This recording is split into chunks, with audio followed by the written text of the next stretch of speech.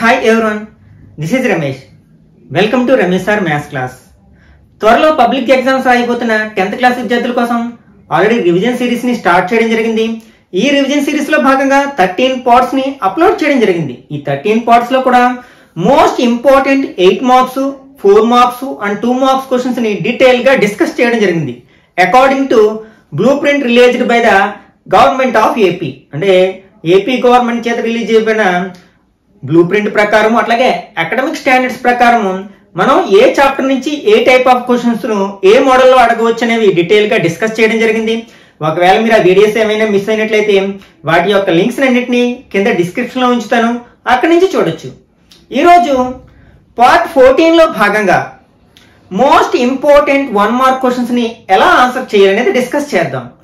మనం ఎవరైతే 90+ లేకపోతే 100+ 100/100 మార్క్స్ స్కోర్ చేయాలనుకుంటున్నారో మ్యాథమెటిక్స్ లో వాళ్ళు ఖచ్చితంగా 1 మార్క్ క్వశ్చన్ మీద కాన్సన్ట్రేట్ చేయాల్సి ఉంటుంది అనమాట. ఎందుకంటే ఈ 1 మార్క్ క్వశ్చన్స్ అనేవి టెక్స్ట్ బుక్ నుంచి డైరెక్ట్ గా అడిగే అవకాశం లేదు. మనం చాప్టర్స్ లో నేర్చుకున్న ఇంపార్టెంట్ కాన్సెప్ట్స్ ని అలాగే ఫార్ములాస్ ని బేస్ చేసుకుని అప్లికేటెడ్ గా ఈ 1 మార్క్ క్వశ్చన్స్ ని అడగడానికి అవకాశం ఉంది. కాబట్టి మీరు ప్రతి చాప్టర్ లో కూడా ఈ కాన్సెప్ట్స్ ని అలాగే ఫార్ములాస్ ని నేర్చుకోవడానికి ప్రయత్నించండి. దాన్ని ఉపయోగించి మన క్వశ్చన్ ఎలా అడిగినా సరే మనం ఈజీగా ఆన్సర్ చేయొచ్చు. ఓకే, మనకి ఈ 1 మార్క్ క్వశ్చన్స్ అనేవి ఫస్ట్ సెక్షన్ లో 12 అడగడం జరుగుతుంది. అంటే మనకి 10th మ్యాథ్స్ లో ఎన్ని చాప్టర్స్ ఉన్నాయంటే 14 చాప్టర్స్ ఉన్నాయి.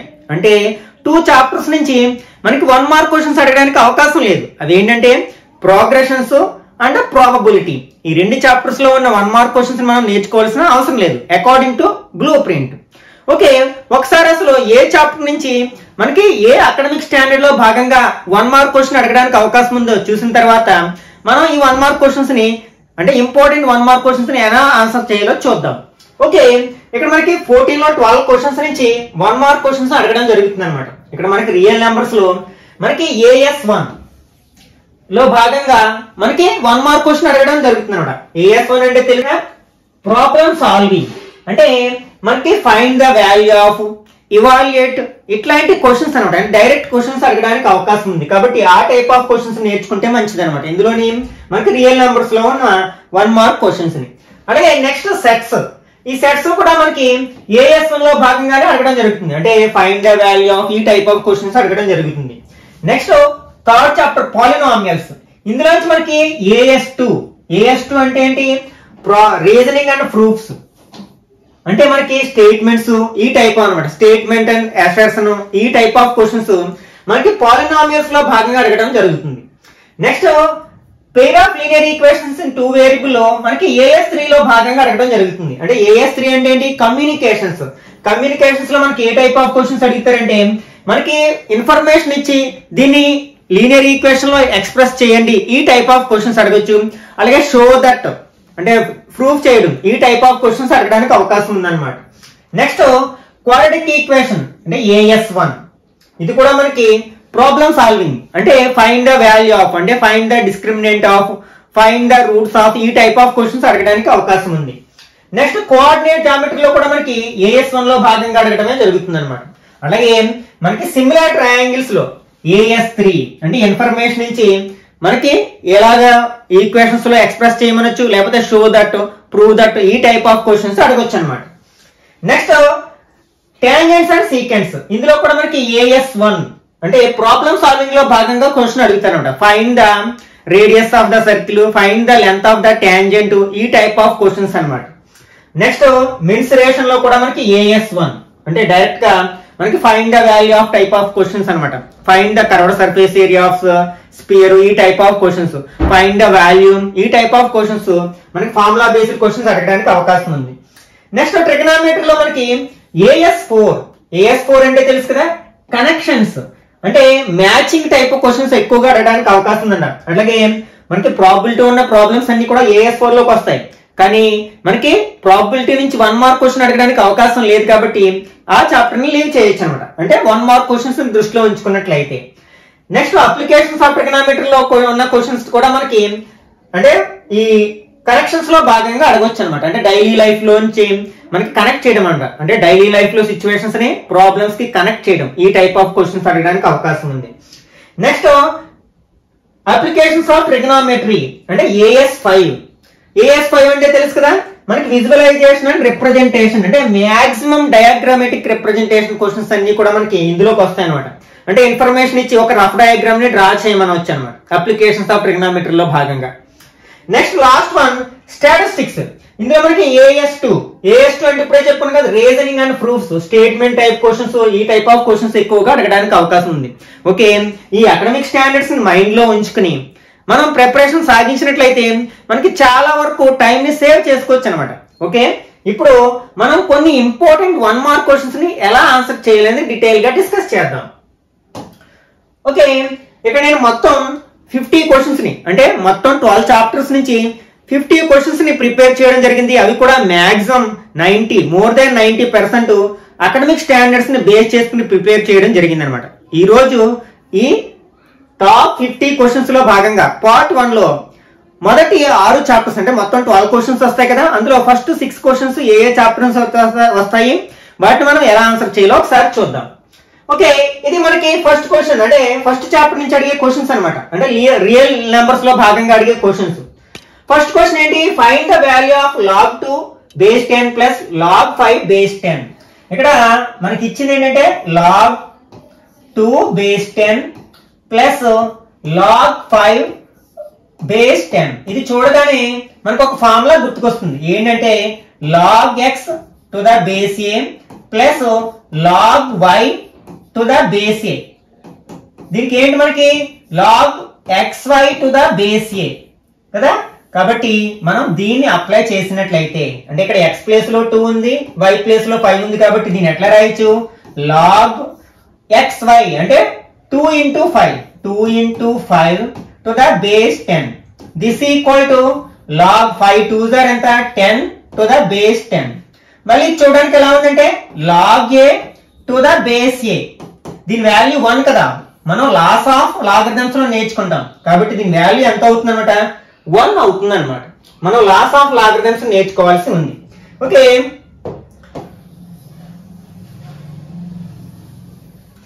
Next second question.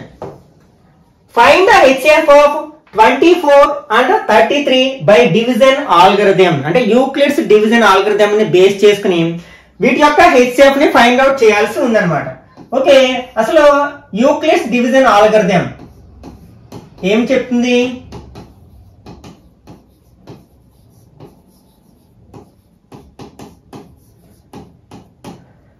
A equal to BQ plus R where 0 less than or equal to R less than B.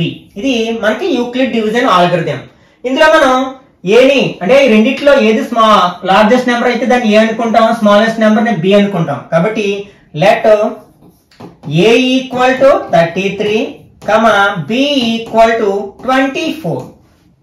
ఇప్పుడు ఈ రెండింటిని తీసుకెళ్లి ఇందులో సబ్స్టిట్యూట్ చేసినట్లయితే ఏ ప్లేస్ లో మనం ఏ రాస్తాం? 33 ఈక్వల్ టు బి ప్లేస్ లో 24 ఇంటూ క్యూ అంటే కోషియంట్ అంటే 33 ని 24 తో డివైడ్ చేస్తాం అనుకోండి. 33 ని 24 తో డివైడ్ చేస్తాం. ఎన్ టైమ్స్ పోతుంది? 1 టైం 24. బారు తెచ్చుకుంటే 13 లోంచి 4 మైనస్ చేస్తే 9 అవుతుంది కదా. కాబట్టి ఇక్కడ మనకి కోషియంట్ ఎంత? 1 కదా, 1 ప్లస్ రిమైండర్ ఎంత? 9. ఇక్కడ మనం 0 వచ్చే వరకు దీన్ని ప్రాసెస్ ని కంటిన్యూ చేస్తాం. మళ్ళీ ఇప్పుడు ఏ బి గా ఏం తీసుకుంటాం? దీన్ని ఏ గాని బి గాని తీసుకుంటాం. అంటే 24 ఈక్వల్ టు 9 ఇంటూ ఇప్పుడు 24 ని 9 తో డివైడ్ చేస్తాం. ఈ నెంబర్ ని ఇక్కడ వేసుకున్నాం అనుకోండి. ఎన్ని టైమ్స్ పోతుంది? 2 టైమ్స్. 2 9s are 18 అంటే 6 వస్తుంది.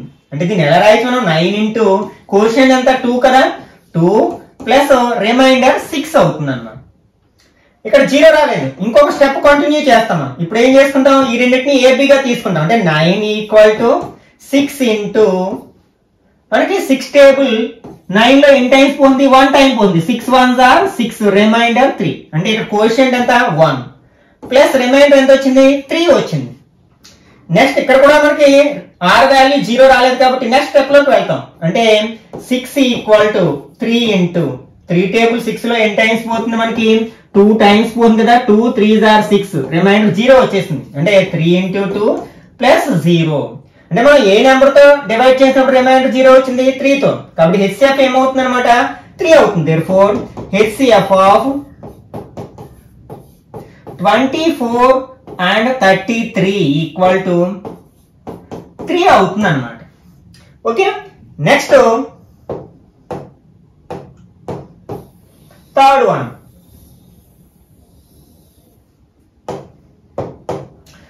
Find a rational number between 3/4 and 1. Okay, ఇక్కడ మనకి ఇచ్చిన నెంబర్స్ ఏంటంటే 3/4 and 1.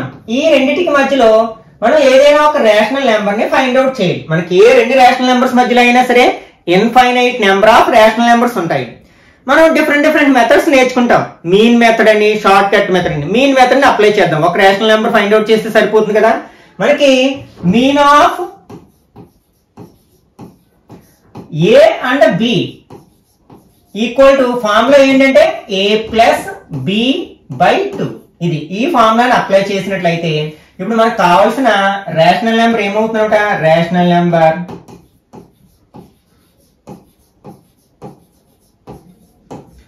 ఈక్వల్ టు మొదటి నెంబర్ ని a గాను సెకండ్ నెంబర్ b గా తీసుకున్నట్లయితే a ప్లస్ బి బై 2. ఇది ఫ్రాక్షన్ కదా, దీన్ని కూడా ఫ్రాక్షన్ లోకి మార్చుకున్నాం. 1/1 అని రాయొచ్చు. క్రాస్ మల్టిప్లికేషన్ చేయండి. 3 1s are 3 plus 4 1s are 4 by 4 1s are 4. మనకు ఆల్రెడీ డినామినేటర్ ఎంత ఉంది, 2 ఉంది. దిస్ ఈక్వల్ టు 3 ప్లస్ 4 ఎంత అవుతుంది, 7/4 బై 2. న్యూమరేటర్ లో ఫ్రాక్షన్ ఉంది, డినామినేటర్ లో ఫ్రాక్షన్ లేదు కాబట్టి దీన్ని ఎలా రాయొచ్చు, బై 1 పెట్టుకోవచ్చు. ఇప్పుడు దీన్ని సింగిల్ ఫ్రాక్షన్ లోకి మార్చినప్పుడు ఏం చేస్తాం, 7/4 ఈ డినామినేటర్ లో ఉన్న ఫ్రాక్షన్ ని రివర్స్ చేసి మల్టిప్లై చేస్తాం అంటే 1/2 అవుతుంది. This equal to 7 1s are 7 4 2s are 8. అంటే మనకి 3/4 కి 1 కి మధ్యలో ఉండే రేషనల్ నెంబర్ ఏంటనమాట, 7/8 అవుతుంది అనమాట. Okay,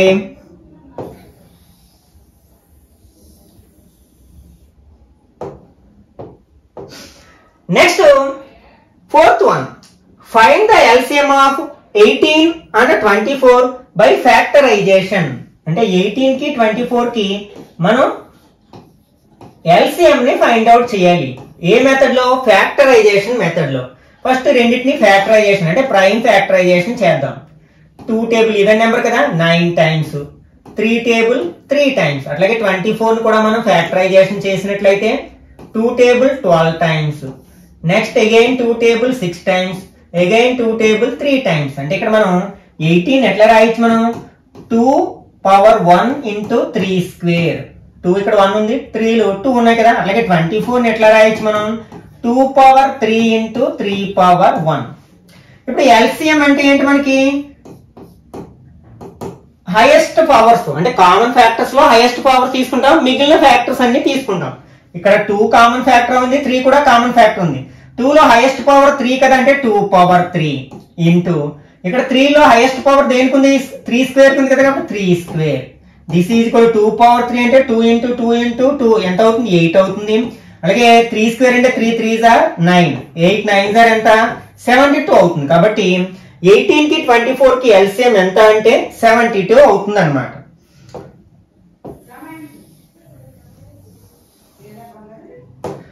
okay, next fifth one. Find the value of log 7 log 1 to the base 7.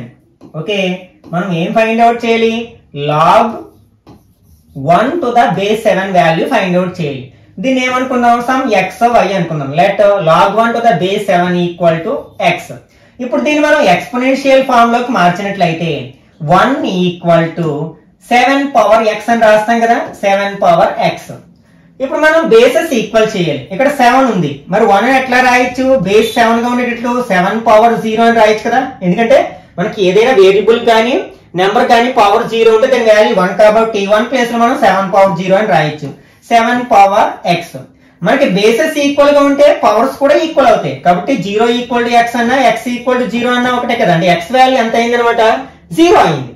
Actual గా మనం x అంటే ఏంటి, దేన్ని మనం x అనుకున్నాం, log 1 to the base 7 x అనుకున్నాం. దాని వాల్యూ ఎంత వచ్చింది అనమాట, 0 వచ్చింది. ఈ విధంగా మీరు ఫస్ట్ చాప్టర్ లో ఉన్న కాన్సెప్ట్స్ ని ఎక్కువగా ప్రాక్టీస్ చేయడానికి లేకపోతే మెమరైజ్ చేయడానికి ప్రయత్నించండి. అట్లాగే దీనిలో ఒకవేళ మనకి బ్లూ ప్రింట్ దాటి వెళ్ళినట్లయితే మనకి రేషనల్ నంబర్స్ మీద అంటే మనకి డెసిమల్స్ మీద నాన్ టెర్మినేటింగ్ డెసిమల్స్ ఏమవుతాయి, అలాగే టెర్మినేటింగ్ డెసిమల్స్ ఏమవుతాయి అంటే ఫ్రాక్షన్స్ ఇచ్చి, for example which of the following fraction represents terminating decimal or non terminating decimal అనొచ్చు. ఇట్లా 3/4 అనేది టెర్మినేటింగ్ గా నాన్ టెర్మినేటింగ్ గా అని అడిగాడు అనుకోండి, అంటే ఇది వితౌట్ డివిజన్, మనం డివిజన్ చేయాల్సి లేకుండానే మనం ఇచ్చిన ఫ్రాక్షన్ అనేది ఏ డెసిమల్ ని రిప్రజెంట్ చేస్తుంది అనేది చెప్పవచ్చు అన్నమాట. మనం డినామినేటర్ ఫస్ట్ అసలు న్యూమరేటర్ డినామినేటర్ కోప్రైమ్స్ లో ఉన్నాయో లేదో చూస్తాం. కోప్రైమ్సే కదా, కాబట్టి దీన్ని సింప్లిఫై చేయలేం. అలా కాకుండా ఫర్ ఎగ్జాంపుల్ ఇలా ఇచ్చారు మీకు, ఇప్పుడు 312 కోప్రైమ్స్ కాదు కాబట్టి రెండిట్లో ఏ టేబుల్ పోతే టేబుల్ కట్ చేసి దాన్ని సింప్లెస్ట్ ఫామ్ లోకి మార్చుకోవాల్సి ఉందన్నమాట. ఇప్పుడు ఇది టెర్మినేటింగ్ గా నాన్ టెర్మినేటింగ్ గా మనం థియరమ్స్ నేర్చుకున్నాం కదా. ఏదైనా ఒక రేషనల్ నంబర్ యొక్క denominator 2m into 5n form లో ఉన్నట్లయితే అది టెర్మినేటింగ్ డెసిమల్ ని రిప్రజెంట్ చేస్తుంది. అలా లేనట్లయితే నాన్ టెర్మినేటింగ్ రికరింగ్ డెసిమల్ ని రిప్రజెంట్ చేస్తుంది. ఆ పాయింట్ గుర్తుపెట్టుకున్నట్లయితే దీనికి మనం ఆన్సర్ చేయొచ్చు అనమాట. ఇప్పుడు చూడండి, మీరు ఒకటే గుర్తుపెట్టుకోండి, డినామినేటర్ లో 2 టేబుల్ గానీ ఆర్ 5 టేబుల్ గానీ ఆర్ బోత్ 2 and 5 గానీ ఇవి తప్ప ఇంకా వేరే టేబుల్ ఏది పోనట్లయితే అది టెర్మినేటింగ్ డెసిమల్. ఇవి కాకుండా వేరే టేబుల్ ఏదైనా పోయినట్లయితే అది నాన్ టెర్మినేటింగ్ రికరింగ్ డెసిమల్ అవుతుంది అనమాట. ఇక్కడ 4 ఉంది, 4 లో ఓన్లీ 2 టేబుల్ పోతుంది కాబట్టి ఇది టెర్మినేటింగ్ డెసిమల్ రిప్రజెంట్ చేస్తుంది. ఫర్ ఎగ్జాంపుల్ ఎలా ఇచ్చారు, 7/25. ఇందులో ఓన్లీ ప్రైమ్ నెంబర్సే చూడాలి మనం. ఓకే, 5 టేబుల్ మాత్రమే పోతుంది కాబట్టి ఇది కూడా మనకి టెర్మినేటింగ్ డెసిమల్. ఫర్ ఎగ్జాంపుల్ ఎలా ఇచ్చారు, 11/50 ఇచ్చారు. ఇందులో పోయే ప్రైమ్ నెంబర్స్ ఏంటి, 2 and 5. వేరే ప్రైమ్ నెంబర్ ఏది పోదు కదా, కాబట్టి ఇది కూడా మనకి టెర్మినేటింగ్ డెసిమల్ అవుతున్నాడు. ఓన్లీ 2 టేబుల్ పోయినా only 5 table or both 2 tables. మనం ఇలాంటిది ఇచ్చి క్వశ్చన్ అడిగినప్పుడు చేసే పొరపాటు ఏంటంటే ఇక్కడ డినామినేటర్ నే చూస్తాం మనం. ఈ 12 లో పోయే ప్రైమ్ నెంబర్స్ ఏమున్నాయి, 2 ఉంది 3 ఉంది. అంటే 2 కాకుండా 3 అనే ప్రైమ్ నెంబర్ లో కూడా ఈ డినామినేటర్ పోతుంది కాబట్టి ఇది నాన్ టెర్మినేటింగ్ డెసిమల్ అని ఆన్సర్ రాసేస్తాం. కానీ నేను ఫస్ట్ చెప్పింది ఏంటి, న్యూమరేటర్ డినామినేటర్ కోప్రైమ్స్ ఎలా ఉన్నాయో లేదా చూడాలి.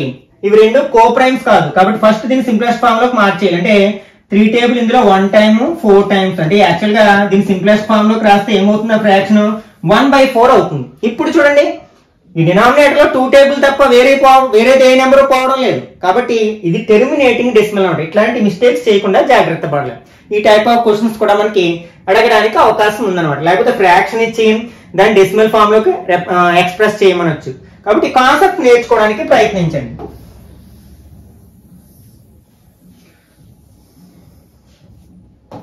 ఓకే, నెక్స్ట్ సెట్స్ లోంచి కూడా మనకి 1 మార్క్ క్వశ్చన్ రావడం జరుగుతుంది. ఇది కూడా మనకి AS1 ప్రాబ్లమ్ సాల్వింగ్ లో భాగంగా అడగడం జరుగుతుంది అన్నమాట. Okay, 6th question, find the value of n of a intersection b if n of a equal to 10, n of b equal to 6 and n of a union b equal to 12. n of అంటే cardinal number, అంటే ఒక set లో ఉండే number of elements ని ఆ set యొక్క cardinal number అంటాం కదా. మనకి n of a intersection b, n of a and n of b, n of a union b కి ఒక రిలేషన్ ఉంది. ఏంటంటే అది మనకి n of a union b equal to n of a plus n of b minus n of a intersection b. ఇది relation అన్నమాట. Okay, ఇది గుర్తుపెట్టుకోవాల్సి ఉంది.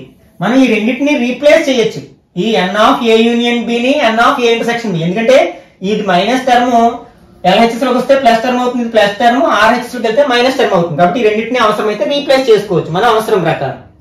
ఇప్పుడు ఇచ్చిన వాల్యూ సబ్స్టిట్యూట్ చేసినట్లయితే ఇందులో మనకి n of a intersection b ని ఫైండ్ అవుట్ చేయమన్నారు. కాబట్టి దీన్ని ముందుకు తీసుకొచ్చామనుకోండి, n of a intersection b equal to n of a plus n of b minus n of a union b కదా. ఇందులో మనకు తెలిసిన వాల్యూస్ రాసినట్లయితే n of a ఎంత ఇచ్చారు మనకి 10 plus n of b 6 minus n of a union b 12. Plus numbers రెండు add చేసినట్లయితే 16 అవుతుంది, మైనస్ 12. 16 మైనస్ 12 ఎంత అవుతుంది, 4 అవుతుంది అనమాట. ఈ విధంగా మనం ఈ 4 వీటిలో ఏవైనా 3 వాల్యూస్ ఇచ్చి మరొకటి ఫైండ్ అవుట్ చేయమన్నప్పుడు ఈ రిలేషన్ అప్లై చేసి ఫైండ్ అవుట్ చేయొచ్చు అనమాట. Okay, next seventh one, if A equal to 4, 8, 12, 16, 20, b equal to 6, 12, 18, 24, 30, then find n of A union B. ఇప్పుడు చెప్పుకున్నాం కదా, n ఆఫ్ అంటే cardinal number, A union B యొక్క కార్డినల్ నెంబర్. అంటే first మనం A union B find out చేయాలి. A union B equal to, ఇక్కడ మనకి ఏ ఏమి ఇచ్చారు, 4, 8, 12, 16 and 20. యూనియన్ బి ఏమి ఇచ్చారు, 6, 12, 18, 24 and 30. యూనియన్ అంటే ఏం చేస్తాం, మనం రెండు సెట్ లో ఉన్న ఎలిమెంట్స్ ని క్లబ్ చేసేసి ఆర్డర్ లో రాసేస్తాం. మనం అసెండింగ్ ఆర్డర్ లో గానీ, ఆల్ఫాబెట్స్ అయితే ఆల్ఫాబెటికల్ ఆర్డర్ లో గానీ రాసేస్తాం. ఓకే, 4, తర్వాత ఇక్కడ మనకి 6 ఉంది కదా, 6, 8 ఉంది, 12. మనం రిపీట్ అయిన నెంబర్స్ మనం ఒకసారి రాస్తే సరిపోతుంది కదా. నెక్స్ట్ 16, తర్వాత 18, నెక్స్ట్ 20, 24, 30. ఇది మనకి ఏంటి, ఏ యూనియన్ బి. అయితే అడిగింది ఏంటి మనకి, n of A union B అడిగారు. N of A union B అంటే number of elements in A union B. A union బిలో ఎన్ని ఎలిమెంట్స్ ఉన్నాయి, 1, 2, 3, 4, 5, 6, 7, 8, 9. కాబట్టి n of A union B ఎంత అవుతుంది అనమాట, 9 అవుతుంది అనమాట.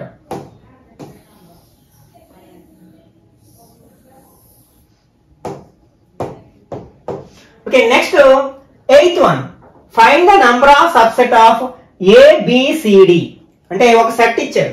ఏంటంటే set A B C D. Okay, దీనికి అసలు ఎన్ని సబ్సెట్స్ ఉంటాయో ఫైండ్ అవుట్ చేయాలి.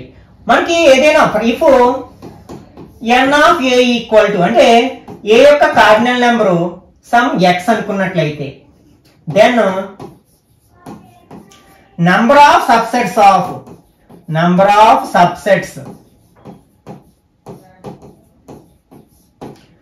ఏ ఈక్వల్ టు మనకి 2 పవర్ ఎక్స్ అవుతుంది అనమాట. ఓకే, యాక్చువల్లీ 2 పవర్ ఎన్ అనుకుంటాం. అంటే ఎక్స్ అనేది ఆర్ ఎన్ అనేది మనకి ఏంటనమాట, నెంబర్ ఆఫ్ ఎలిమెంట్స్. ఇప్పుడు ఇచ్చిన సెట్ లో మనకి ఎన్ని ఎలిమెంట్స్ ఉన్నాయి, 4 ఎలిమెంట్స్ ఉన్నాయి. అంటే ఎక్స్ ప్లేస్ ఏం రాస్తాం, 4 రాస్తాం. 2 పవర్ 4 అంటే 2 into 2 into 2 into 2, 2 2s are 4, 4 2s are 8, 8 2s are 16. అంటే ఇచ్చిన సెట్ కి మనకి ఎన్ని సబ్సెట్స్ ఉంటాయన్నమాట, 16 సబ్సెట్స్ ఉంటాయన్నమాట. ఒకవేళ మనం సబ్సెట్స్ రాయమంటే ఏం చేస్తాం, మనకి సబ్సెట్స్ మీద బేస్ చేసుకుని 2 ఇంపార్టెంట్ పాయింట్స్ నేర్చుకుంటాం. ఏంటంటే null set is a subset of every set. Null set అన్నా, లేకపోతే ఎంటీ సెట్ అన్నా, వాయిడ్ సెట్ అన్నా మనకి ఒకటే మీనింగ్ వస్తుంది అనమాట. ఏ సెట్ లో అయితే మనకి ఎలిమెంట్స్ ఉండవో అట్లాంటి సెట్ ని మనం నల్ సెట్ అంటాం కదా.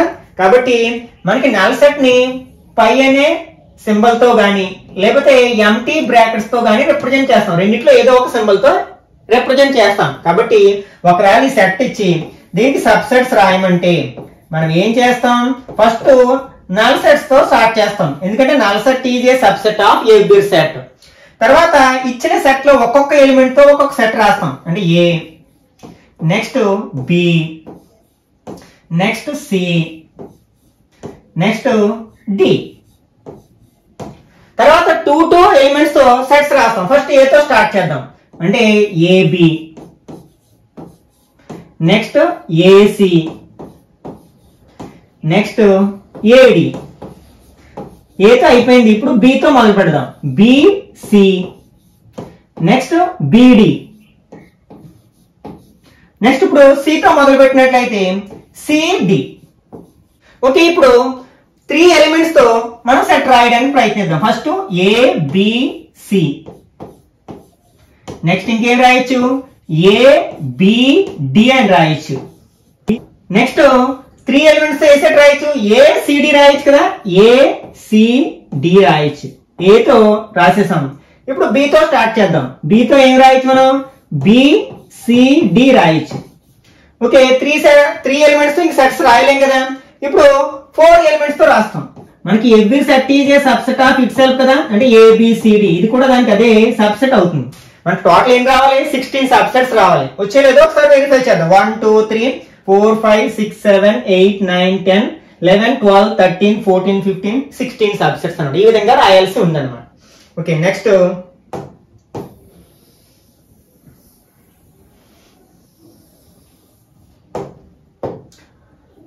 Ninth one, if n of a equal to 4, n of b equal to 6. ఇక్కడ మనకి ఏమి ఇచ్చారంటే given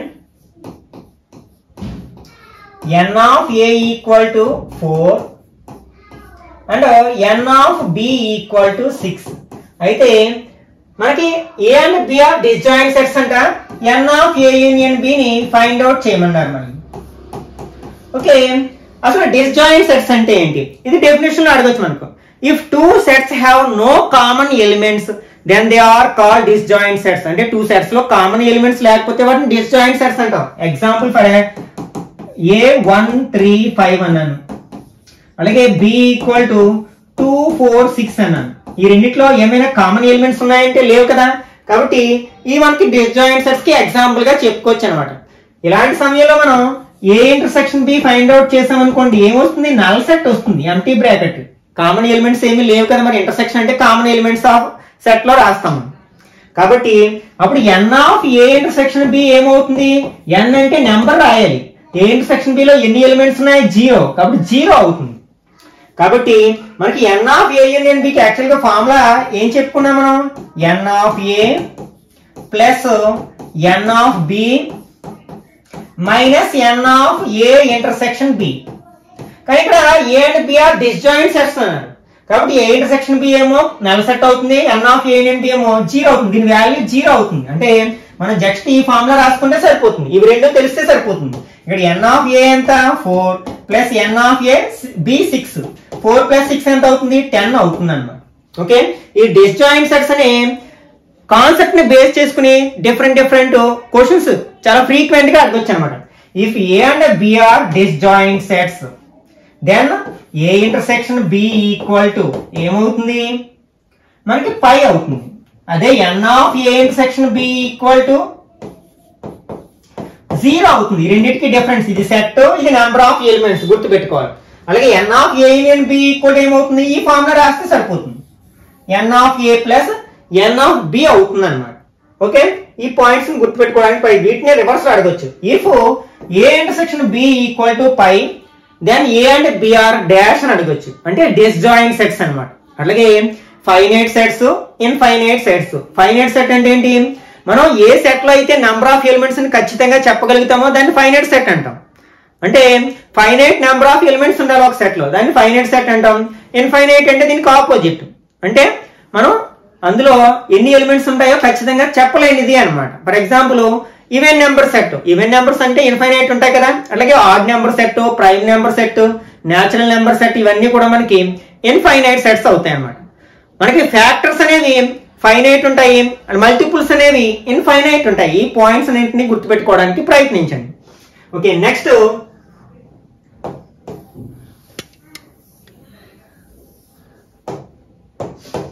if a equal to x such that x is a factor of 24 then n of a equal to. ఇక్కడ మనకి a అనే set ని set builder form లో ఇవ్వడం జరిగింది. దాన్ని మనం ఫస్ట్ రాస్టర్ ఫామ్ లోకి మార్చాలి, అప్పుడే కదా దాంట్లో ఉండే నెంబర్ ఆఫ్ ఎలిమెంట్స్ చెప్పగలము. 24 కి ఫ్యాక్టర్స్. 24 అనేది ఏ టేబుల్స్ లో వస్తుందో చూస్తాం మనం. ఫ్యాక్టర్స్ ని 1 తో స్టార్ట్ చేస్తాం. 1 is a factor of every number. తర్వాత 2 టేబుల్లో వస్తుంది కదా, 3 టేబుల్లో వస్తుంది, 4 టేబుల్లో వస్తుంది, 6 టేబుల్లో వస్తుంది, 8 టేబుల్లో వస్తుంది, 12, తర్వాత 24. ఇవన్నీ కూడా మనకి ఏమవుతాయి అనమాట? ఫ్యాక్టర్స్ ఆఫ్ 24 అవుతాయి. ఇప్పుడు n of A. n of A అంటే ఏ యొక్క cardinal number, number of elements in set A. ఎన్ని ఉన్నాయి? 1 2 3 4 5 6 7 8. n of A equal to 8 అవుతుంది అనమాట. ఓకే, నెక్స్ట్ ఇవి మనకి పాలినామియల్స్ అనే చాప్టర్స్ లో భాగంగా అడుగుతున్నారు అనమాట. ఇక్కడ ఏంటనమాట, మనకి రీజనింగ్ అండ్ ప్రూఫ్స్ లో భాగంగా ఈ పాలినామియల్స్ నుంచి క్వశ్చన్ అడగడానికి అవకాశం ఉంది. ఇక్కడ ఫస్ట్ క్వశ్చన్ లో choose the correct answer satisfying the following statements. Statement A, number of maximum zeros of A cubic polynomial is 3. మనకి క్యూబిక్ పాలినామియల్ అంటే డిగ్రీ 3 అయినట్లయితే అప్పుడు దాన్ని మనం ఏమంటాం? క్యూబిక్ పాలినామియల్ అంటాం.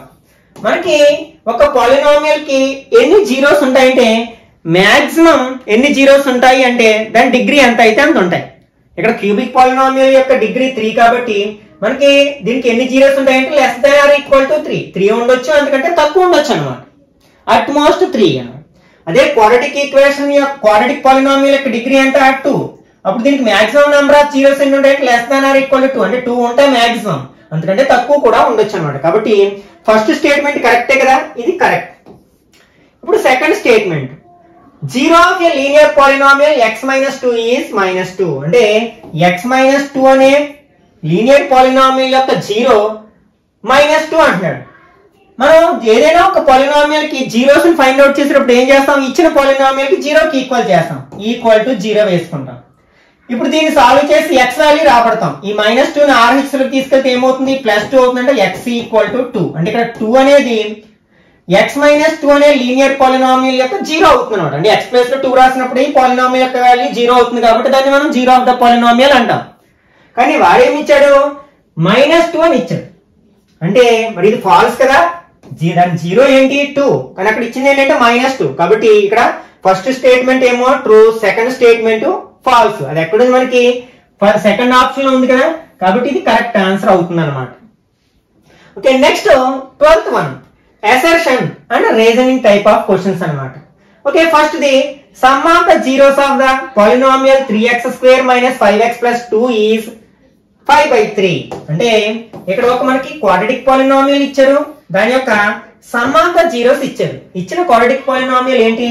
3x² - 5x + 2. క్వాడ్రాటిక్ పాలినామియల్ యొక్క జీరోస్ మనం ఆల్ఫా బీటా అనే గ్రీక్ లెటర్స్ తో రిప్రజెంట్ చేసినట్లయితే సమ్ అంటే ఏంటి? ప్లస్ కదా, సమ్ ఆఫ్ ద జీరోస్ అంటే alpha plus beta equal to formula ఏంటి మనకి? -b/a equal to minus. ఇక్కడ b వాల్యూ ఎంత? -5 కదా, -5. a వాల్యూ ఎంత? 3. -+5 అవుతుంది, 5/3. ఇచ్చినది కరెక్టే అంటే కరెక్టే కదా, 5/3 అని ఇచ్చారు కాబట్టి ఇక్కడ అసర్షన్ కరెక్టే. నెక్స్ట్ రీజన్, ఇప్పుడే చెప్పుకున్నాం కదా, some of the zeros of ax² + bx + c is -b/a. ఇది ఒక క్వాడ్రాటిక్ పాలినామియల్, దాని యొక్క some of the zeros find out చేయడానికి ఫార్ములా -b/a. కాబట్టి ఈ రీజన్ కూడా కరెక్టే. అట్లాగే మనం దీన్ని బేస్ చేసుకునే అసర్షన్ ని మనం ఆన్సర్ చేయగలిగాం కదా, కాబట్టి ఈ రీజన్ అనేది అసర్షన్ ని సపోర్ట్ చేస్తుంది. రెండు కరెక్టే. నెక్స్ట్ ఈ రీజన్ అనేది ఫస్ట్ కి కరెక్ట్ సపోర్టింగ్ స్టేట్మెంట్ అవుతుంది అనమాట. అది ఎక్కడుంది మనకి? Both statements are true, R ఈ సపోర్టింగ్ ఏ, కాబట్టి ఇది ఫస్ట్ వన్ కరెక్ట్ వన్ అవుతుంది అనమాట. పాలినామియల్స్ అనే చాప్టర్ లో క్యూబిక్ పాలినామియల్ ని బేస్ చేసుకుని కూడా క్వశ్చన్స్ అడగొచ్చు అనమాట. మనకి క్యూబిక్ పాలినామియల్ యొక్క జనరల్ ఫార్మ్ ఎలా రాస్తాం మనం? ax³ + bx² + cx + d. ఇదేంటంటే ఒక క్యూబిక్ పాలినామియల్ యొక్క జనరల్ ఫార్మ్ అన్నమాట. దీనికి ఎన్ని జీరోస్ ఉంటాయంటే అట్మోస్ట్ 3 జీరోస్ ఉంటాయని ఇప్పుడే చెప్పుకున్నాం కదా. వాటిని గ్రీక్ లెటర్స్ అయిన ఆల్ఫా, బీటా, గామా అనే లెటర్ తో రిప్రజెంట్ చేస్తాం. ఇక్కడ some of the zeros, some of the zeros, మనం జీరోస్ ఏమనుకుంటున్నాం? ఆల్ఫా, బీటా, గామా అనుకున్నాం. అంటే alpha plus beta plus gamma equal to formula ఏంటంటే -b/a. దీన్ని బేస్ చేసుకున్న క్వశ్చన్స్ అడగొచ్చు. Next some of product of zeros, some of product of zeros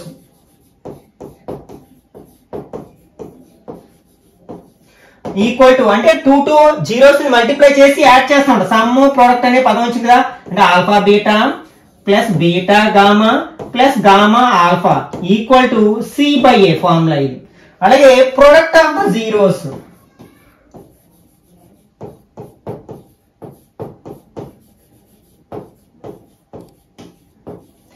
equal to దీన్ని మనం alpha beta gamma అంటాం, -d/a.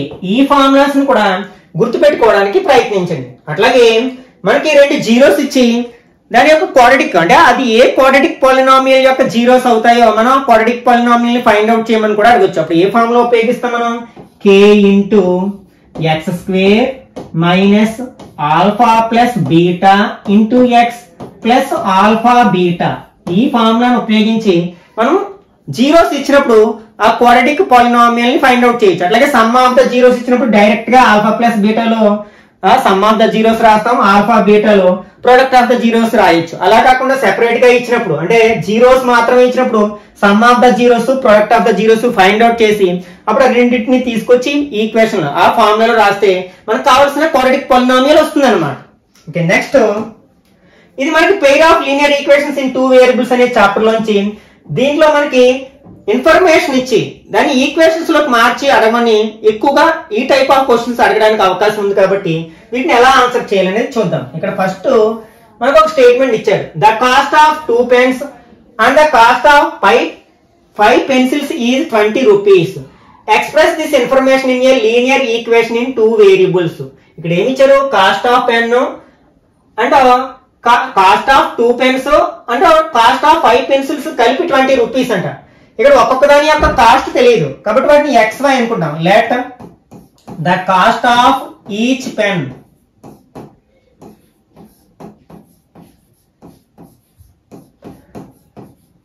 Equal to rupees X అనుకుంటాం and the cost of each pencil equal to rupees by అనుకుంటాం. ఇప్పుడు ఇచ్చిన information ని మనం equation లో కన్వర్ట్ చేసినట్లయితే ఒక పెన్ కాస్ట్ X అయితే 2 pens కాస్ట్ ఎంత అవుతుంది? 2X అవుతుంది.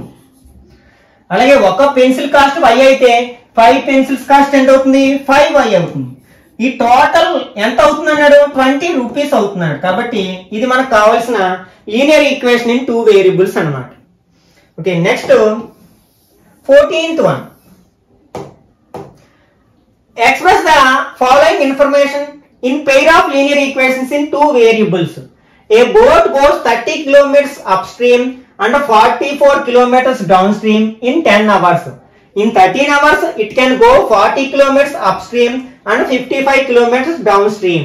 అంటే ఈ ఇన్ఫర్మేషన్ మనకు లీనియర్ ఈక్వేషన్స్ లో ఎక్స్ప్రెస్ చేయాలంటే బోట్ యొక్క స్పీడ్ కావాలి, అలాగే స్ట్రీమ్ యొక్క స్పీడ్ కూడా కావాలి. వాటిని XY అనుకుంటాం. Let the speed of boat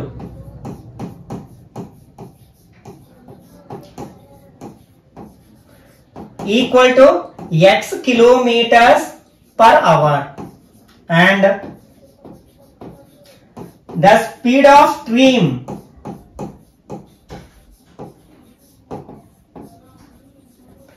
equal to y kilometers per hour. ఇప్పుడు దీని ఆధారంగా ఇచ్చిన ఇన్ఫర్మేషన్ ఈక్వేషన్ లోకి మార్చాలి. మనకి ఏమి ఇచ్చారు? టైం ఇచ్చారు కదా, 10 hours 13 hours. మనకి టైం ఫార్ములా ఏంటి? Distance by speed. ఈ ఫార్ములాని బేస్ చేసుకుని ఇక్కడ మనకి అప్ స్ట్రీమ్ కి డౌన్ స్ట్రీమ్ కి రెండింటికి రిలేషన్ ఇచ్చారు. ఫస్ట్ అప్ స్ట్రీమ్ గురించి మాట్లాడుకుందాం. ఇక్కడ మనకి అప్ స్ట్రీమ్ లో స్పీడ్ ఎంత అవుతుందంటే స్పీడ్ ఆఫ్ X అనుకున్నాం కదా boat minus speed of stream అవుతుంది. అట్లాగే డౌన్ స్ట్రీమ్ లో స్పీడ్ ఎంత అవుతుందంటే X plus Y. Up stream లో పైకి వెళ్ళేటప్పుడు బోట్ యొక్క స్పీడ్ తగ్గుతుంది, ఎందుకంటే వాటర్ అనేది ఆపోజిట్ డైరెక్షన్ లో ఫ్లో అవుతూ ఉంటుంది. అలాగే డౌన్ స్ట్రీమ్ లో రెండు ఒకే డైరెక్షన్ లో ఫ్లో అవుతాయి కాబట్టి స్పీడ్ పెరుగుతుంది, అంటే రెండింటి యొక్క సమ్ అవుతుంది.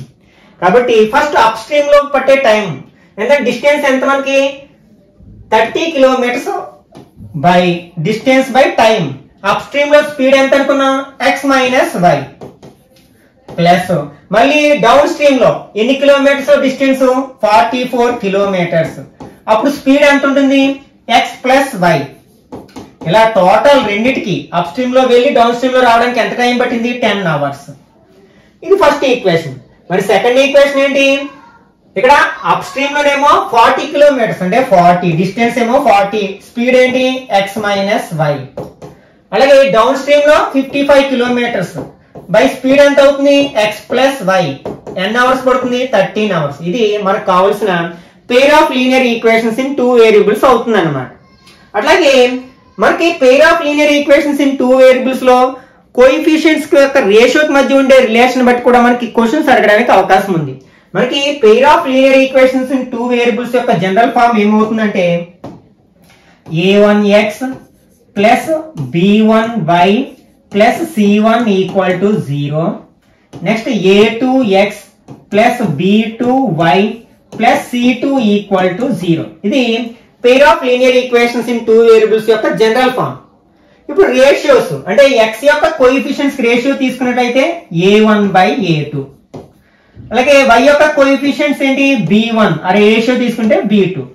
ఇవి రెండు నాట్ ఈక్వల్ అయినట్లయితే, అంటే రేషియోస్ ఫైండ్ అవుట్ చేసాం, ఆ రెండు నాట్ ఈక్వల్ గా వచ్చినట్లయితే అప్పుడు ఈ ఈక్వేషన్స్ రిప్రజెంట్ చేసే లైన్స్ అనేవి మనకి ఇంటర్సెక్టింగ్ లైన్స్ అవుతాయి అనమాట. వాటికి గ్రాఫ్ డ్రా చేసినప్పుడు అవి రెండు కూడా ఏదో ఒక పాయింట్ దగ్గర ఇంటర్సెక్ట్ అవుతాయి.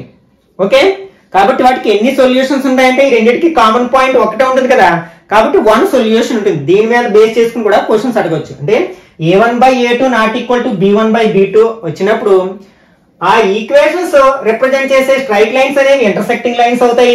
ఎన్ని సొల్యూషన్స్ ఉంటాయంటే ఓన్లీ వన్ సొల్యూషన్ మాత్రమే ఉంటుంది అనమాట. అలాగే కన్సిస్టెంట్, ఇన్కన్సిస్టెంట్, ఏవైనా టూ స్ట్రైట్ లైన్స్ కి కనీసం ఒక కామన్ పాయింట్ ఉంటే వాటిని కన్సిస్టెంట్ లైన్స్ అంటాం. అసలు ఒక కామన్ పాయింట్ కూడా లేకపోతే ఇన్కన్సిస్టెంట్ అంటాం. మరి ఇక్కడ ఒక కామన్ పాయింట్ ఉంది కదా, కాబట్టి ఇవి కన్సిస్టెంట్ లైన్స్ అవుతాయి అన్నమాట. ఒకవేళ రెండు ఈక్వల్ వచ్చాయి మనం ఫైండ్ అవుట్ చేసినప్పుడు, అంటే మనకి ఏమొచ్చింది, a1/a2 ఈక్వల్ టు b1/b2 వచ్చింది. అప్పుడు c1/c2 కూడా ఫైండ్ అవుట్ చేస్తాం ఈ రెండు ఈక్వల్ వచ్చినప్పుడు. ఇప్పుడు ఇవి దీనికి రెండింటికి డిఫరెంట్ గా వచ్చింది. అప్పుడు ఆ ఇచ్చిన ఈక్వేషన్స్ రిప్రజెంట్ చేసే లైన్స్ అనేవి మనకి ప్యారలల్ లైన్స్ రిప్రజెంట్ చేస్తాయన్నమాట. అంటే ఈ టైప్ ఆఫ్ లైన్స్ వస్తాయి, అవి రెండు ఎక్కడ కూడా ఇంటర్సెక్ట్ చేసుకోవు. ప్యారలల్ లైన్స్ ని రిప్రజెంట్ చేస్తుంది. వీటికి సొల్యూషన్ ఉండదు, ఎందుకంటే కామన్ పాయింట్స్ ఉంటేనే కదా సొల్యూషన్ ఉంటుంది. ఒక కామన్ పాయింట్ లేదు కాబట్టి ఈ ఈక్వేషన్ కి నో సొల్యూషన్ అని రాస్తాం. ఇక్కడ ఇన్కన్సిస్టెంట్ లైన్స్, ఎందుకంటే ఒక కామన్ పాయింట్ కూడా లేదు కాబట్టి. అలాగే నెక్స్ట్, ఒకవేళ ఇది కూడా ఈక్వల్ వచ్చినట్లయితే, అంటే a1/a2 equal to b1/b2 equal to c1/c2, మూడు రేషియోస్ కూడా ఈక్వల్ గా వచ్చాయి. అప్పుడు మనకి అవి కోఇన్సిడెంట్ లైన్స్ రిప్రజెంట్ చేస్తాయి. అంటే ఒక లైన్ మీద మరొక లైన్ వస్తుంది అనమాట, కోఇన్సిడెంట్ లైన్స్ రిప్రజెంట్ చేస్తుంది. ఇప్పుడు ఎన్ని కామన్ పాయింట్స్ ఉంటాయంటే రెండింటికి infinite number of common points ఉంటాయి. ఇవి కూడా కన్సిస్టెంట్ లైన్స్. ఎన్ని సొల్యూషన్స్ ఉంటాయంటే ఇన్ఫైనైట్ నెంబర్ ఆఫ్ సొల్యూషన్స్ ఉంటాయి. కాబట్టి వీటిని గుర్తుపెట్టుకోవడానికి ప్రయత్నించండి. వీటిని బేస్ చేసుకుని క్వశ్చన్స్ అడగడానికి అవకాశం ఉంది. Okay, next, find the discriminant of quadratic equation x² - 5x + 6 = 0. ఇది మనకి క్వాడ్రాటిక్ ఈక్వేషన్స్ అనే చాప్టర్ లో నుంచి అడగడం అవకాశం. మనకి ఈ క్వశ్చన్స్, ఈ టైప్ ఆఫ్ క్వశ్చన్స్ వస్తాయి అనమాట. అంటే AS1 లో భాగంగా అడుగుతారు, ఫైండ్ ద వాల్యూ ఆఫ్ అన్నమాట. ఇక్కడ మనకు ఒక క్వాడ్రాటిక్ ఈక్వేషన్ ఇచ్చాడు. ఏంటంటే అది x² - 5x + 6 = 0. దీని యొక్క డిస్క్రిమినెంట్ ఫైండ్ అవుట్ చేయమన్నారు. మనకి డిస్క్రిమినెంట్ ఫైండ్ అవుట్ చేయడానికి ఫార్ములా ఏంటంటే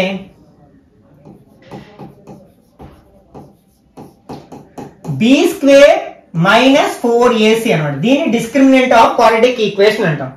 దీన్ని మనం ax² + bx + c, ఇది క్వాడ్రాటిక్ ఈక్వేషన్ యొక్క జనరల్ ఫార్మ్ కదా. దీంతో కంపేర్ చేసినప్పుడు మనకి ఏదైనా సరే ax² + bx + c = 0 అనేది ఒక క్వాడ్రాటిక్ ఈక్వేషన్ రిప్రజెంట్ చేయాలంటే కండిషన్ ఏంటంటే a ≠ 0 అవ్వాలి. ఇది కూడా మనకి క్వశ్చన్స్ దగ్గర అడగడానికి అవకాశం ఉంది. a ≠ 0 అయితేనే దీన్ని క్వాడ్రాటిక్ ఈక్వేషన్ అంటాం. ఇది 0 అయితే మనకి లీనియర్ ఈక్వేషన్ అయిపోతుంది అనమాట.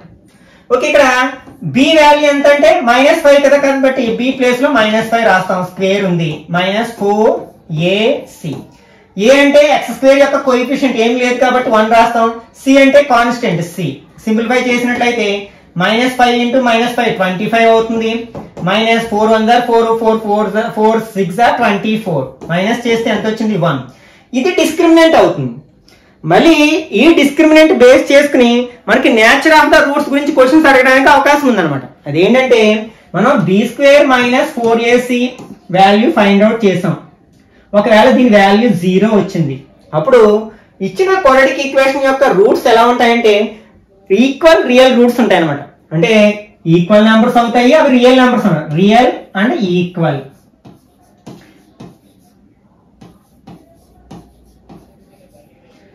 ఓకే, ఒకవేళ మనకి b² - 4ac వాల్యూ ఒక పాజిటివ్ నెంబర్ వచ్చింది, ప్లస్ నెంబర్ వచ్చింది. ఇప్పుడు ప్లస్ నెంబర్ వచ్చింది కదా, అంటే >0 అంటాం.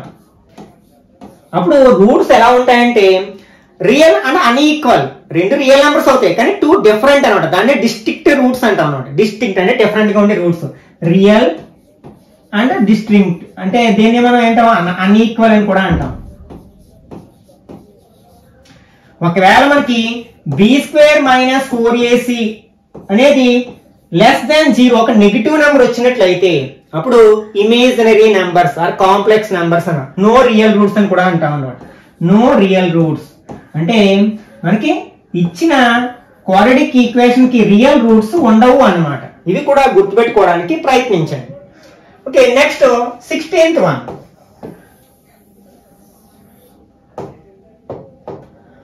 Find the value of k if 2 is one root of quadratic equation x square minus kx plus 6 equal to 0.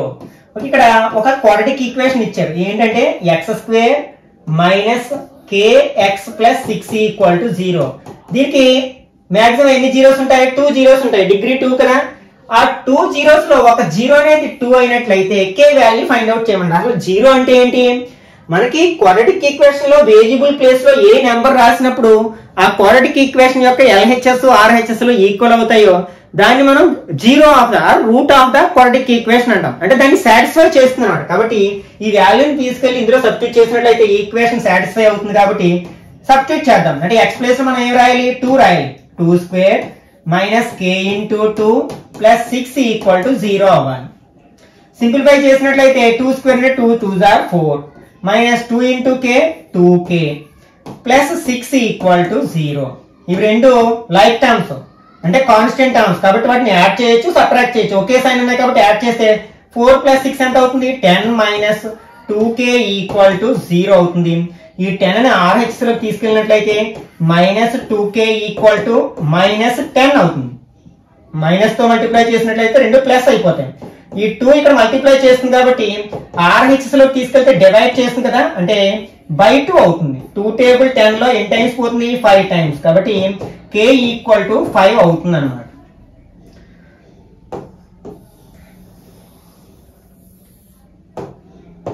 Okay, next 17th one.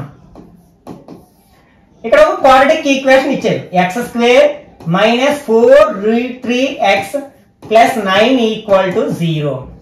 దీని యొక్క sum and product of the zeros. Okay, sum of the zeros కి product of the zeros కి ఏ formulas నేర్చుకుంటామో sum of the roots product of the roots కూడా same అదే formulas apply చేస్తాం. దీన్ని క్వాడ్రాటిక్ ఈక్వేషన్ యొక్క జనరల్ ఫామ్ తో కంపేర్ చేసినట్లయితే మనకి ఏ వాల్యూ ఎంతంటే x స్క్వేర్ కోఎఫిషియంట్ 1 అంటే a equal to 1. b value ఎంతంటే x యొక్క కోఎఫిషియంట్ అంటే మైనస్ 4√3. c వాల్యూ 9 సైన్ తో సహా తీసుకోవాలి. ఇప్పుడు some of the roots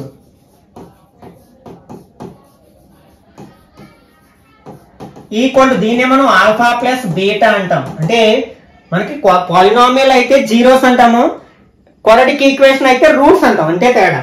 minus b by a equal to minus b అంటే మైనస్ 4√3 కదా, మైనస్ 4√3 బై ఏ అంటే 1. Minus into minus plus 4√3 by 1 అంటే మనం 1 తో డివైడ్ చేసినప్పుడు కోషియంట్ సేమ్ వస్తుంది. అట్లాగే product of the zeros, product of దీన్ని మనం ఏమంటాం? ఆల్ఫా బీటా అంటాం. ఫార్ములా ఏం చెప్పుకున్నాం? సి బై ఏ అని చెప్పుకున్నాం కదా. సి వాల్యూ ఎంత? 9 బై ఏ 1 అంటే 9 బై 1 అంటే 9. ఈ విధంగా ఫైండ్ అవుట్ చేయాలి.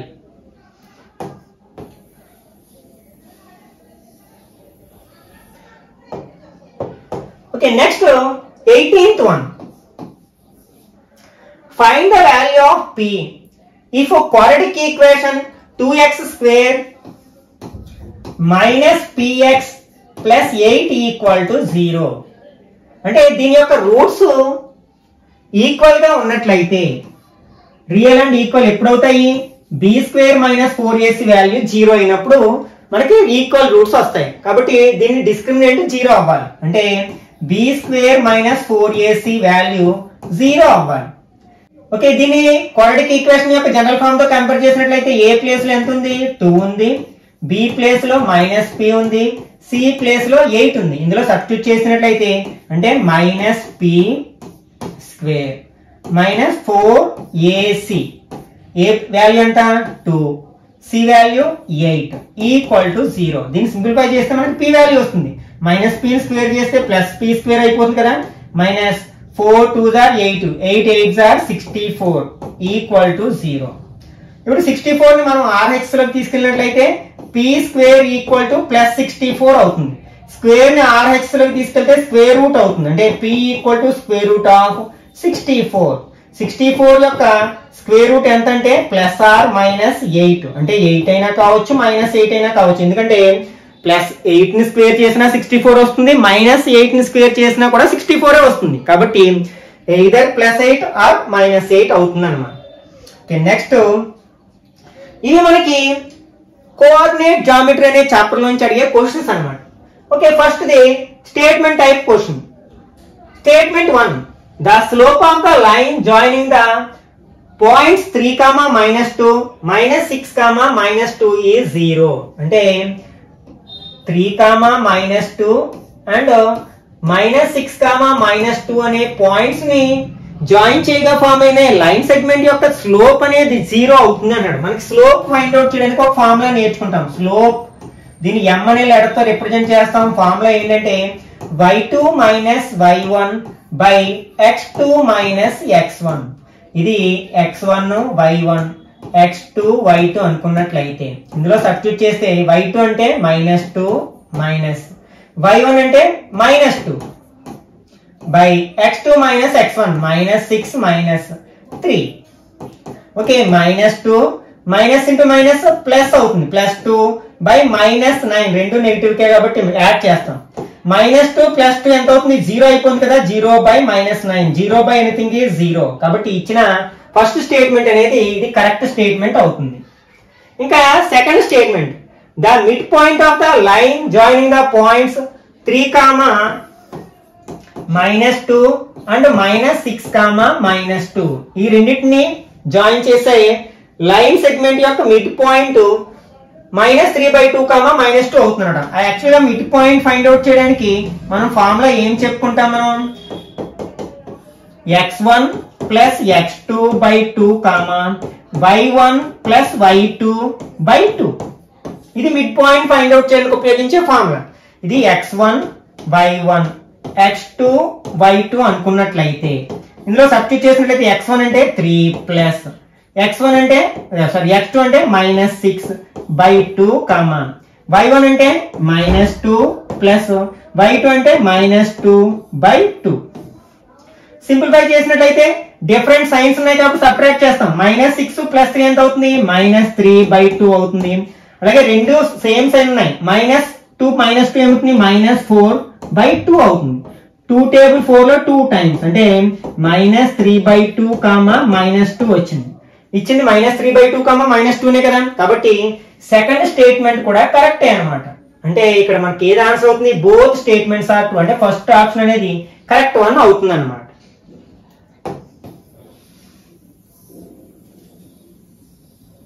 Okay, next 20th one, find the distance between the points 0, 0 and 3, 4. యాక్చువల్గా మనం డిస్టెన్స్ ఫైండ్ అవుట్ చేయడానికి ఫార్ములా ఏం చెప్పుకుంటామంటే x2 - x1 whole square plus y2 - y1 whole square.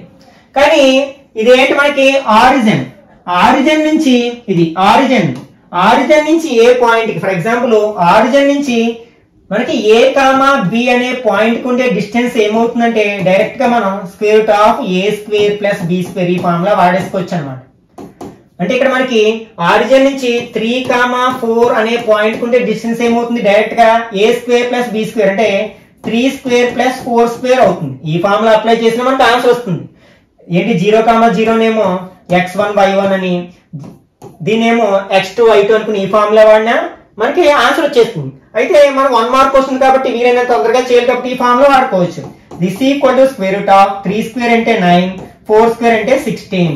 9 + 16 ఎంత అవుతుంది? 25 అవుతుంది. 25 స్క్వేర్ రూట్ ఎంత అవుతుంది? 5 అవుతుంది అనమాట. అంటే డిస్టెన్స్ మనం పాజిటివ్ నెంబర్స్ లోనే రిప్రజెంట్ చేస్తాం కాబట్టి మనకి దీనికి ఆన్సర్ ఎంత అవుతుంది అనమాట? 5 యూనిట్స్ అవుతుంది అనమాట. Okay, next 21st one, find the distance between the points 0, 0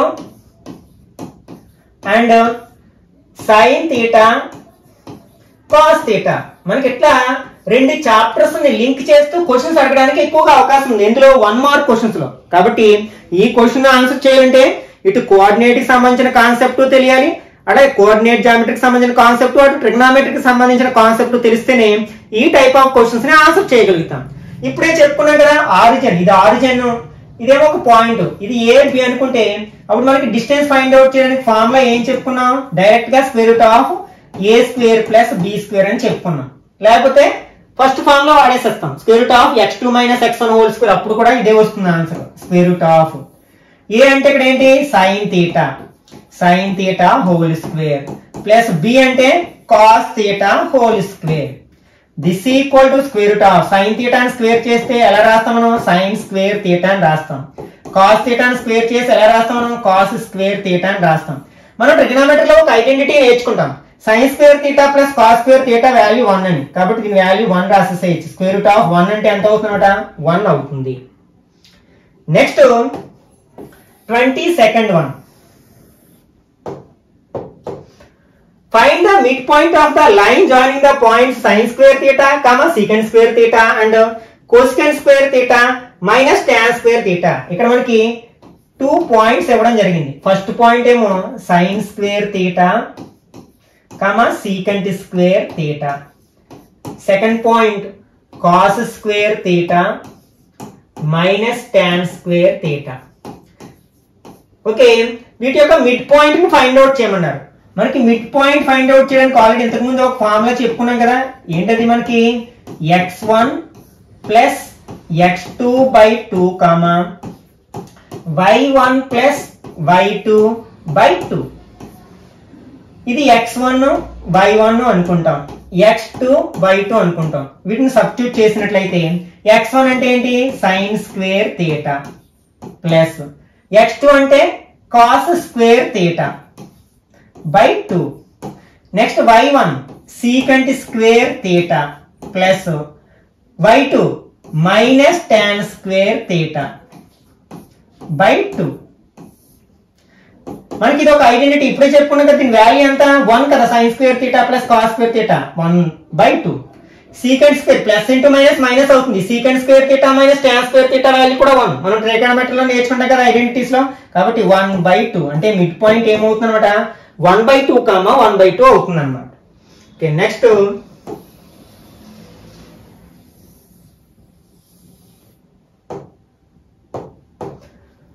find the area of the triangle formed by the points 0, 0, 3, 0 and 0, 4. మనం ఇట్లా 3 పాయింట్స్ ఇచ్చి area of the triangle find out చేయమన్నప్పుడు వెంటనే ఏ ఫార్ములా అప్లై చేస్తామంటే మనకి డెల్టా ఫార్ములా ఉంది కదా, 1/2 into x1 into y2 minus y3 plus x2 into y3 minus y1 plus x3 into y1 minus y2. ఈ ఫార్ములాని అప్లై చేసి ఫైండ్ అవుట్ చేయడానికి ప్రయత్నిస్తాం. అయితే వస్తుంది ఆన్సర్. కాబట్టి ఇది 1 మార్క్ క్వశ్చన్, కాబట్టి తక్కువ సమయంలో ఆన్సర్ చేయడానికి ప్రయత్నించాలి. ఇచ్చిన పాయింట్స్ ఒకసారి అబ్జర్వ్ చేసినట్లయితే ఇది ఆరిజిన్ అంటే రెండు కోఆర్డినేట్ యాక్సిస్ యొక్క ఇంటర్సెక్టింగ్ పాయింట్. ఇదేమో పాయింట్ ఆన్ x యాక్సిస్, ఇది పాయింట్ ఆన్ y యాక్సిస్. అంటే ఆ ట్రయాంగిల్ ఎలా ఉంటుందంటే ఇది గ్రాఫ్ అనుకుంటే ఇది x యాక్సిస్ y యాక్సిస్. అంటే ఈ ఫస్ట్ పాయింట్ ఏంటంటే 0, 0 ఈ పాయింట్. సెకండ్ పాయింట్ ఏంటి, దీని మీద x యాక్సిస్ ఉంటుంది 3, 0. థర్డ్ పాయింట్ 0, 4 y యాక్సిస్ మీద ఉంటుంది. ఈ 3 పాయింట్స్ ని జాయిన్ చేస్తే మనకు ఒక ట్రయాంగిల్ ఫామ్ అయింది కదా. కాబట్టి దీని ఏరియా మనం డైరెక్ట్ గా హాఫ్ BH అంటే half into base into height అనే ఫార్ములా ఉపయోగించి తక్కువ సమయంలో ఆన్సర్ చేయొచ్చు అనమాట. Area of triangle